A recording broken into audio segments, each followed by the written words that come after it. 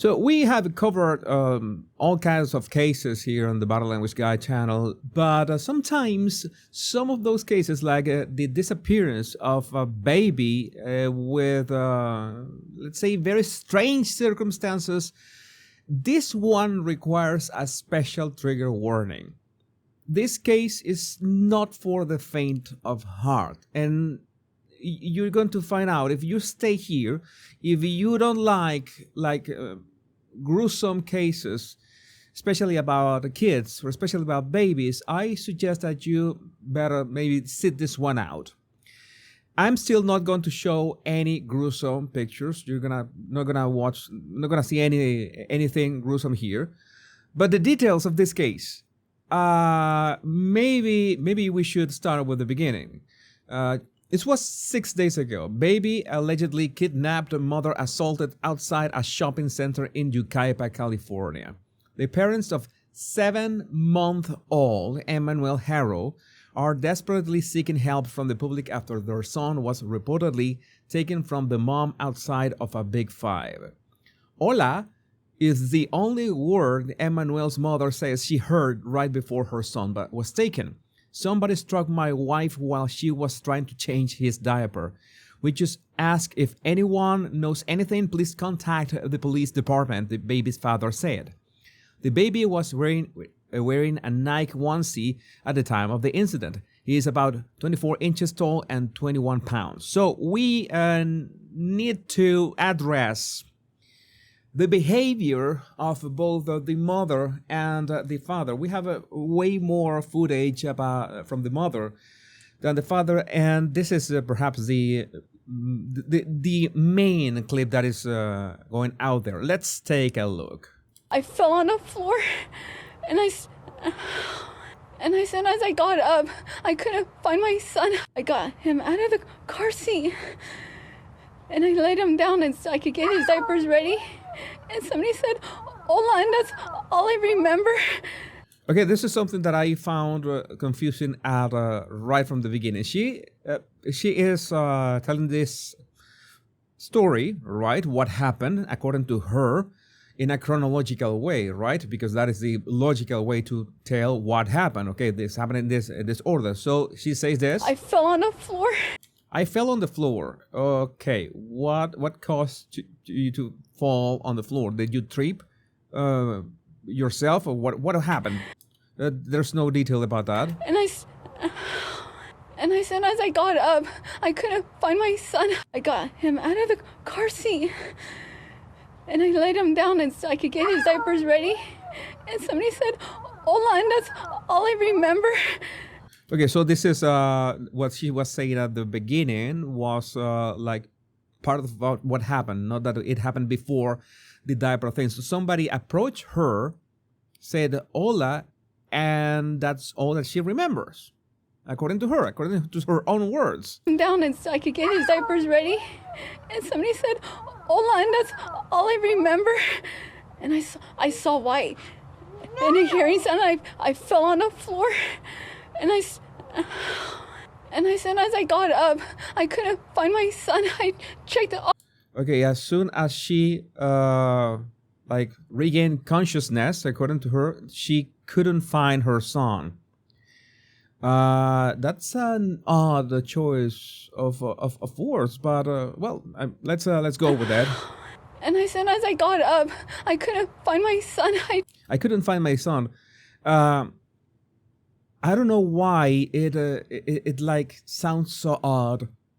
What it would be more, I don't know, more common to say my son was nowhere to be found. Maybe I couldn't find my son. All right, so let's go with that. Checked all around my truck, and I ran into Big Five, and I asked the lady if she saw a baby or someone with a baby. She said no.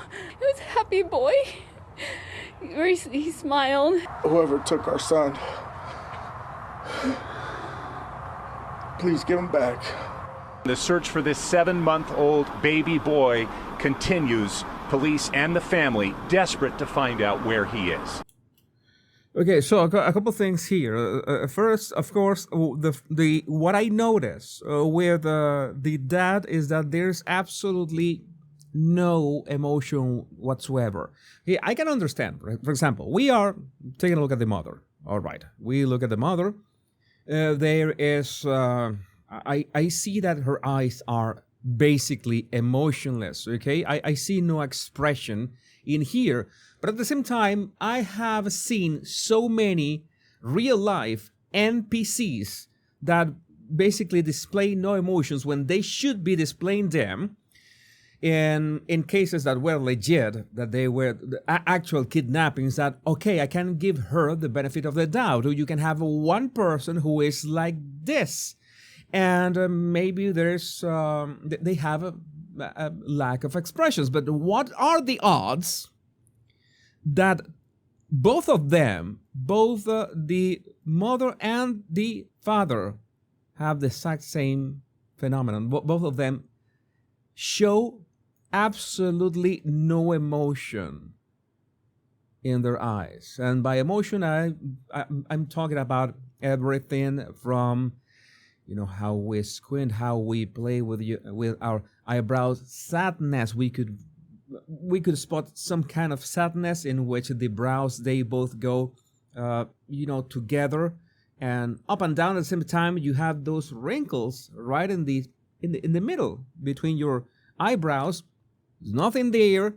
There's no expression. There's no emotion in both the mother and the father. I saw that was really odd.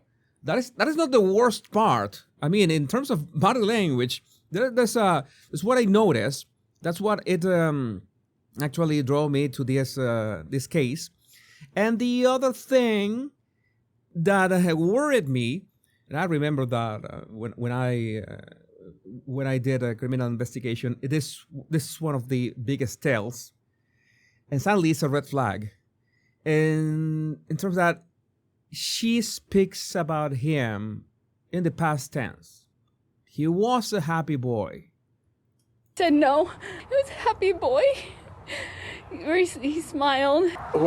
He was a happy boy. He smiled. She's speaking in past tense. So that is a real red flag. A real red flag. It's I don't know how to. It's usually I ask you to do a very simple exercise with this. Try to put yourself in the person's shoes in the terms of what happened. Imagine that you're changing the diapers of your baby in your truck near 7:30 p.m., 7:40 p.m., and this happens. How would you react? I know that you're gonna tell me. So many of you are gonna tell me, but nobody reacts the same as other people. But the law of large numbers remains undefeated. There's always this approach in which, oh, wait a second, the person is reacting in one way that doesn't look like the normal. And yeah, there is a normal way to react with a desperation, with a grief. Maybe grief is not the word, with anxiety, with a real plea, and with emotion. Nothing of the sort here. A couple more things before we go into the details that worry me the most is that the way that they were sitting on those chairs, even if they were holding hands, they were just leaning a bit away from each other. Just an observation. Again, that's where we began with the actual disturbing details about this. Mom Rebecca Haro refuses to take polygraph test of her kidnapped baby Emmanuel. Why? If you want, the police to find your son, whatever it takes, you know that everybody knows the first 24 hours, 48 hours are critical. If that was my son, my baby, I would do everything the police asks me to do. And I won't do anything that the police tells me, don't do this. But again, this case, By the way, I have to give a shout out to Scott Rouse. Scott Rouse did a much better and much detailed body language breakdown of all the technicalities, of the anatomy of the mother's face and of the father's face as well. Big shout out to Scott Rouse from the behavioral panel.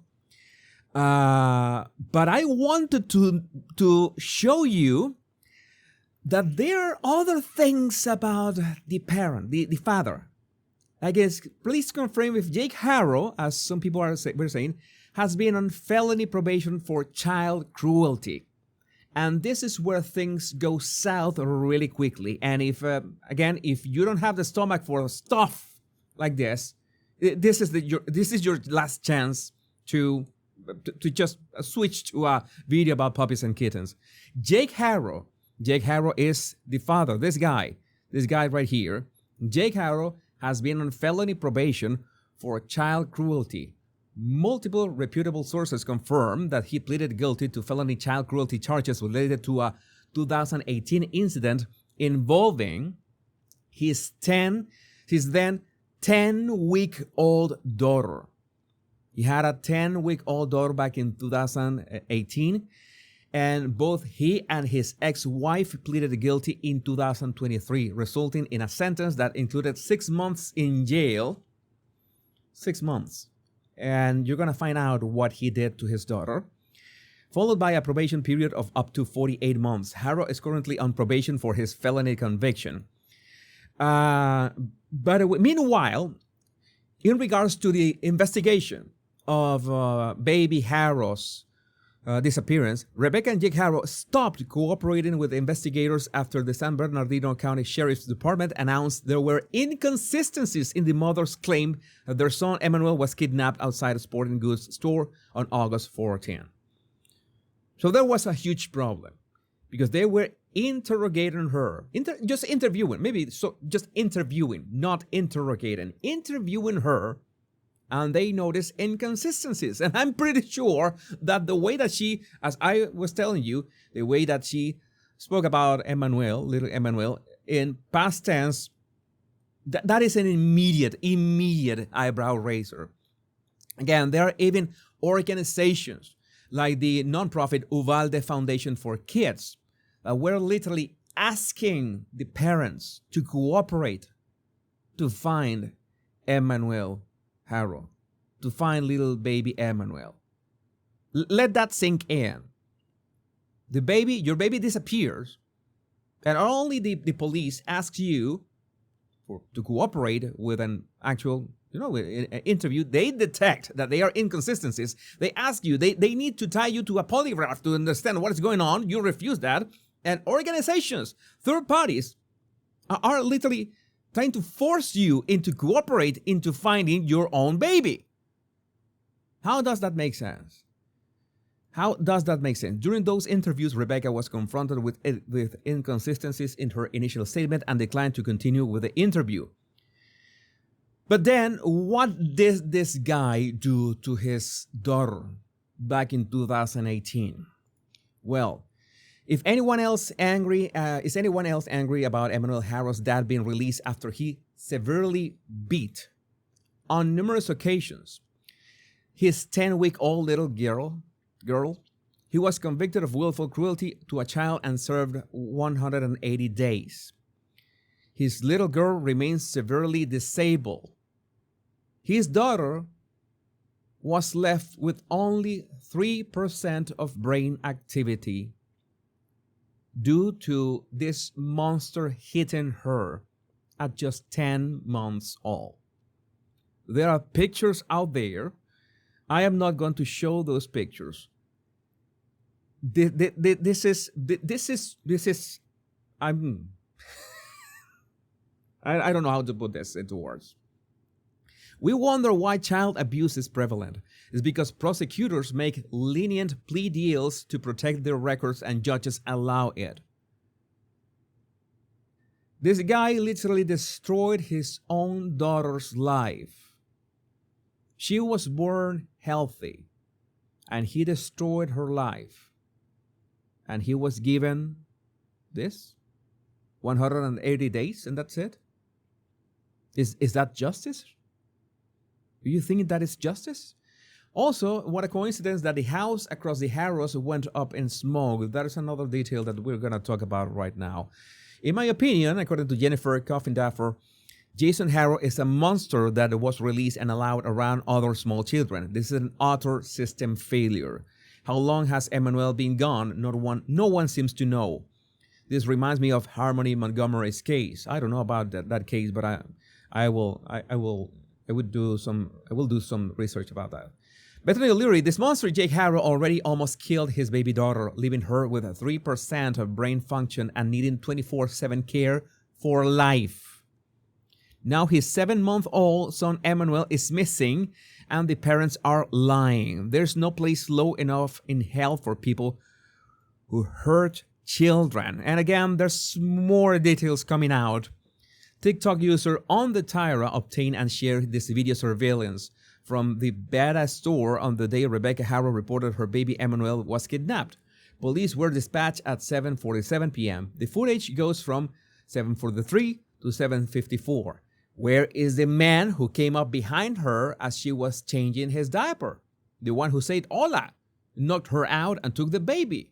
There's no man to be found. There's nobody to be found. You see here, and there's this surveillance video thanks to On the Tyra on TikTok, and just throughout the whole time, there's absolutely no activity around the truck.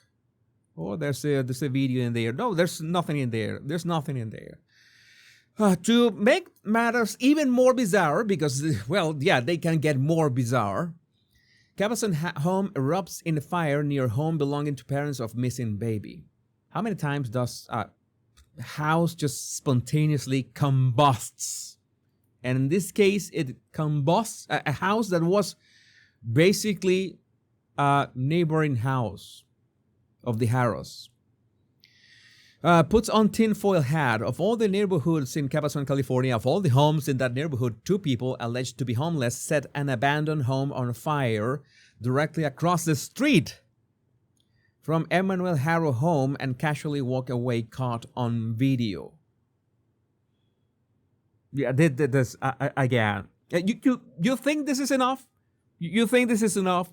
No, this is not. There's more. There's still more to this. You remember the mother? We were talking about the father, but you remember the mother, the one talking. You remember her, right? Well, it turns out that she's got half brother or brother. Rebecca Haro, the mother of missing 7-month-old Emmanuel Haro, has a brother that is also bad at manufacturing stories after killing someone. James Bushausen was convicted of first-degree murder in 2018 as well. He tried to stage the murder of his girlfriend as a suicide. And well, last details that we're gonna cover in here. Take this with a grain of salt. This is allegedly, people. You know that people can comment anything online. But people are saying that no, they either work at Big Five. At that Big Five, they never saw any woman coming in, or if they saw her, if some of them saw her, they saw no baby with her. Maybe that's some of the inconsistencies, but because I'm pretty sure police officers made sure to interview those people at the Big Five as well. So maybe that's where the inconsistencies were. Who did you talk to? That is the first thing. Who did you talk to? Oh, I don't know. A girl with such and such. I didn't know her name. You can imagine how that kind of, inconsistencies go. You saw the body language. You saw everything around this. I mean, I don't know how to put this into words. I just better ask you to let me know what you think about this in the comments. My name is Jesus Enrique Rosas. I'm the body language guy. Much love and bliss.